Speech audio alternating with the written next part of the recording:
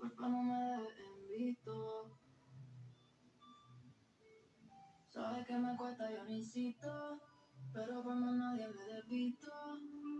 Yo sé que me dijiste, será la última vez.